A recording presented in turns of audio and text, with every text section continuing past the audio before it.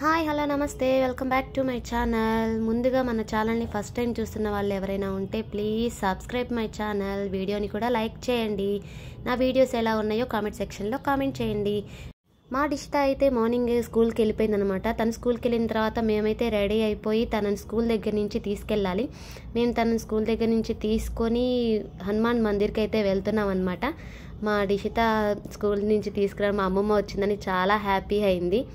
మా డిషిత స్కూల్కి వెళ్ళి దారిలోనే అనమాట బస్ స్టాండ్ ఉంటుంది. అక్కడి నుంచి మేము బస్ అయితే ఎక్కుతాము. మామూలుగా అయితే వేరే చోటుకి వెళ్ళాలంటే క్యాబ్ కానీ ఆటో కానీ అలా వెళ్ళిపోతాం. ఈ టెంపుల్కి వెళ్ళాలంటే ఖచ్చితంగా బస్కి వెళ్తాం అనమాట. ఎందుకంటే ఆ బస్ వచ్చేటప్పటికి టెంపుల్ ముందు కరెక్ట్గా ఆగుతుంది. అందుకని అక్కడ ఈజీగా ఉంటుందని మేము అలాగే వెళ్తాం. ఢిల్లీలో ఈ సిటీ బస్సులు వచ్చేటప్పటికి లేడీస్కి ఎక్కడి నుంచి ఎక్కడికి వెళ్ళినా ఫ్రీ అనమాట. కానీ ఖచ్చితంగా పాస్ అయితే తీసుకోవాలి. మేము టెంపుల్కి అయితే వచ్చామన్నమాట. టెంపుల్ వచ్చేది ప్రాచీన్ హనుమాన్ మందిర్ అనమాట. ఇది ఎంట్రీ వచ్చేసి చాలా పెద్దగా ఉంటుంది టెంపుల్ అయితే. నాకు ఫస్ట్ టైం ఇక్కడికి వచ్చినప్పుడు అయితే చాలా అసలైతే ఎంత పెద్దగా ఉంది టెంపుల్, మళ్ళీ మళ్ళీ చూడాలనిపించింది. అంత బాగుంటుందన్నమాట టెంపుల్ వచ్చేటప్పటికి. టెంపుల్కి ఇలా అటు సైడ్ ఇటు సైడ్ కూడా ఇలాగా మొత్తం చూడటానికి అంతా చాలా బాగుంటుందన్నమాట.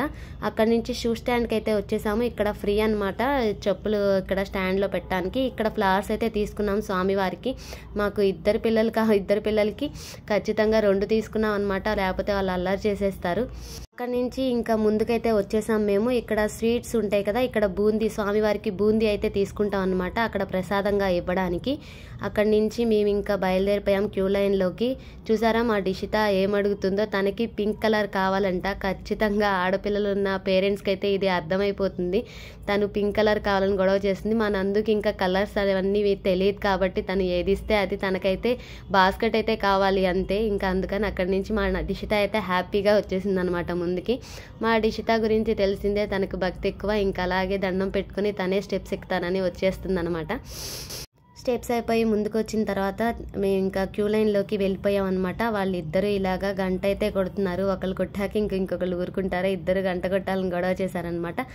క్యూ లైన్లోకి వెళ్ళిపోతున్నాం అనమాట.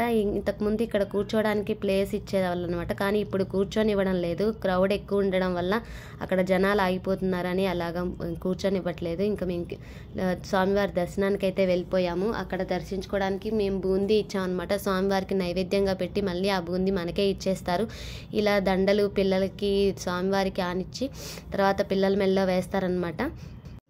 అవి దండలు మెడలో వేయించడానికి మా నందుని వెతుకుతున్నాను అనమాట. వాళ్ళు వేస్తే ఇంకా మంచిగా ఉంటుందని వాళ్ళే ఇలా వాళ్ళిద్దరికీ ఇలా దండలు వేస్తారన్నాం. మీరు ఇక్కడ గమనించారంటే ఆంజనేయ స్వామి విగ్రహం చూసారా ఎలా ఉందో, చాలా డిఫరెంట్గా ఉంటుందన్నమాట. ఒక కన్ను కనిపిస్తుంది అంతే. నేను ఇంతవరకు ఎప్పుడూ చూడలేదు ఇలా ఆంజనేయ స్వామి ఇలా ఉండడము. నాకైతే ఇక్కడ ప్రత్యేకంగా అనిపించారు స్వామివారు.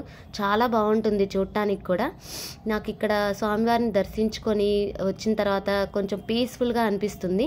అందుకే నేను సాటర్డే వీలైనంత వరకు టెంపుల్కి వెళ్తూ ఉంటాను.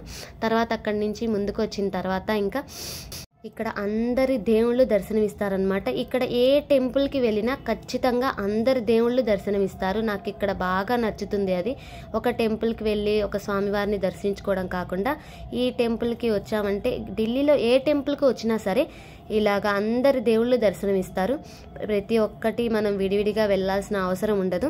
అందరి దేవుళ్ళని ఒక్కచోటే దర్శించుకోవచ్చు అనమాట.